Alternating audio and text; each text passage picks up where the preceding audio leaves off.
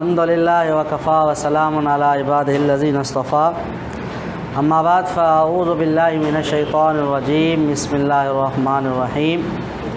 ومن یؤت الحکمۃ فقد اوتی خیرا کثیرا آمنت باللہ صدق اللہ العلی العظیم وصدق رسولہ النبی الحبیب الکریم۔ الحمدللہ حضرت قبلہ مفتی محمد صالح صاحب دامت رحمۃ اللہ علیہ کہ آپ کا بنایا ہوا وہ طریقۃ الصالحیت فی حل علم المیراثیت وہ آپ دوستوں کے سامنے پیش کرنے کے بعد آپ کا بنایا ہوا وہ دوسرا طریقہ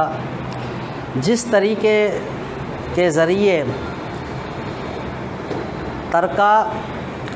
یا پرسنٹیج کا کوئی بھی مسئلہ آ جائے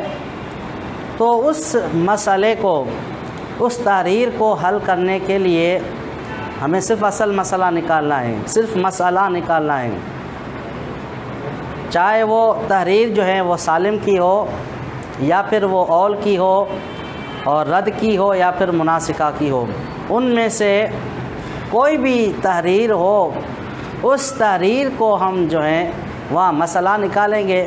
اور مسئلہ نکالنے کے بعد جو ہے ترکہ یا پرسنٹیج کو ہم کیا کریں گے، تقسیم کریں گے۔ اس طریقے کا نام آپ نے طریقۃ الحمادیہ فی حل علم المیراثیہ رکھا ہے۔ طریقۃ الحمادیہ فی حل علم المیراثیہ رکھنے کی وجہ یہ ہے کہ جب آپ نواب شاہ کے اندر سلسلہ نقشبندیہ کے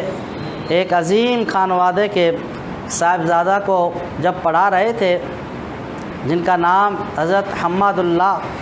دامت برکاتہم العالیہ ہیں، جب آپ ان کو میراث پڑھا رہے تھے تو انہوں نے آپ سے عرض کیا کہ حضرت کوئی اور بھی طریقہ بنایا جائے کہ جس کے ذریعے ترکہ یا پرسنٹیج کو آسانی کے ذریعے حل کیا جائے۔ تو اس کے بعد آپ نے فرمایا کہ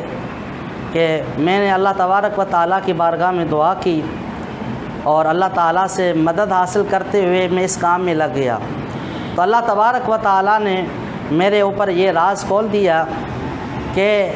ہمیں تصحیح کرنے کی ضرورت نہ پڑے، ہمیں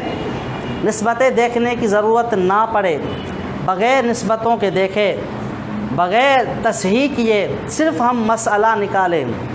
اس مسئلے کے ذریعے ہم کیا کریں، ترکے کو یا پرسنٹیج کو حل کر دیں۔ تو چونکہ آپ نے فرمایا کہ یہ طریقہ مجھے یہ جو طریقہ ہے یہ منکشف ہوا میرے سامنے وہاں درگاہ پر، تو آپ نے ان کا نام رکھ دیا طریقۃ الحمادیہ فی حل علم المیراثیہ۔